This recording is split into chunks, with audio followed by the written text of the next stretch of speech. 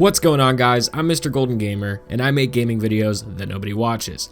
Today I'm going to be teaching you guys how to build and upgrade the ice staff on the new Black Ops 6 Zombies map, The Tomb. But before we get started, be sure to subscribe to the channel if you haven't already. We're almost to 1,000 subscribers, so if you like Call of Duty, zombies, and multiplayer content, I'd love to have you on board. To start building the ice staff, you'll need to acquire 3 different parts. The first part you can get by killing the shock mimic that spawns in on round 8, and he will drop you the monocle. The first step to getting the second part is lighting this lantern that is directly across from the cave painting in the catacombs. It's really dark, it's really hard to see, but it's right there. And to do that, you need to shoot all of the rest of the lanterns. When you shoot one, it disappears and it will reappear somewhere else. Keep repeating this until you get one to spawn in the desired location, which is across from the cave painting in the catacombs.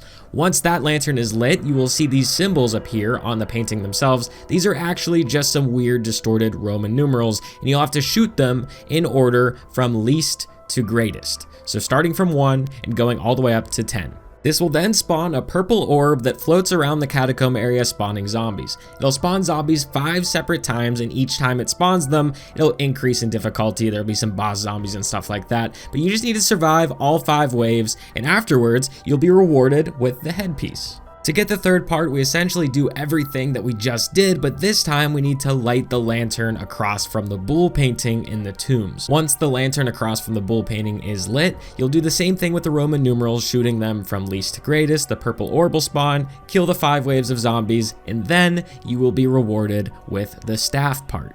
Now that we have all 3 parts, take it into the Dark Ether Nexus to this rock formation and interact with it. It'll place the parts there and it'll begin this lockdown where you need to defend the ice staff from an onslaught of zombies. This step is actually really hard, like way harder than I expected. So what I found is easiest for solo play, at least, is to bring a mutant injection in and use that. It won't last the whole time, but it'll get you most of the way there, and that just made it pretty easy for me. If you fail this step, don't worry, because all you have to do is advance to the next round and then you'll be able to try again.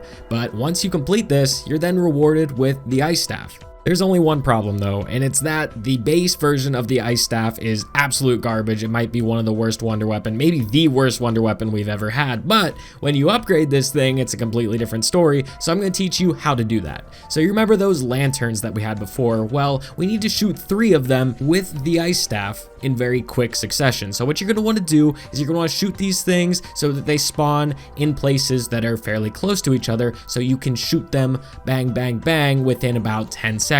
And that's what I'm doing here. If you do this successfully, you will hear a voice quote from Archibald saying that you've done this correctly. Next, we need to go back into the Dark Ether Nexus, and you'll look to the sky for these rocks that have these purple symbols on them. You want to shoot the purple symbol with the ice staff, and if you do it correctly, you'll get a hit marker, and the rock will lower closer to the ground. There should be 3 of these in total. They can be really hard to find, but you just got to keep kind of looking at the sky until you find all 3. But once you get all 3 closer to the ground, really give them a close look, because the symbols on them you are going to need to memorize, and they will be very important for the next step. You'll notice that one of the portals is now blocked off. In my case, it was the blue portal into spawn, so you can take any of the other portals back to get to the other side of the blocked off portal, where you will need to use the ice staff to input those 3 symbols from the previous step.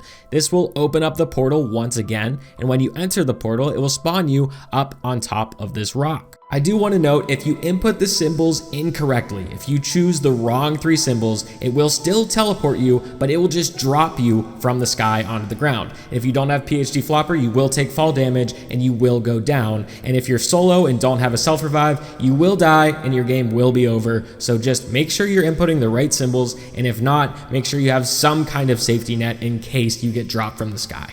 So anyways, now that we're up on this rock, you can interact with this purple orb, and it will start our next challenge, which is essentially to follow this orb around and kill zombies. You need to follow this orb closely. If you let this thing get too far from you, you're going to fail it. I've failed it multiple times. If you do fail, you're going to need to re-input those symbols with the ice staff into the blocked off portal again, but I think you need to advance to the next round before you do that. But make sure this thing does not get too far away from you, but follow it all around the Dark Ether Nexus, and eventually it will loop all the way back around to that rock formation where we first picked up the ice staff. Once the purple orb is fully in that rock formation, you can go up to it holding the ice staff and interact with it, and there you go. You have successfully upgraded the ice staff into the All's arrow. You will quickly realize that the upgraded version of the ice staff is so much better. Honestly, the base version is just not even worth your time. If you're going to go to the trouble to get the ice staff, you need to go and upgrade it, or else it's just really not worth it. So once again, guys, I'm Mr. Golden Gamer. Thank you so much for watching. I'm really looking forward to doing more zombies content. I'm kind of new to making zombies content. So if you're interested in seeing more content, whether it be zombies or multiplayer, or possibly even other FPS games, I'd love to have you on board. Check out the channel. All right, guys, catch you in the next one.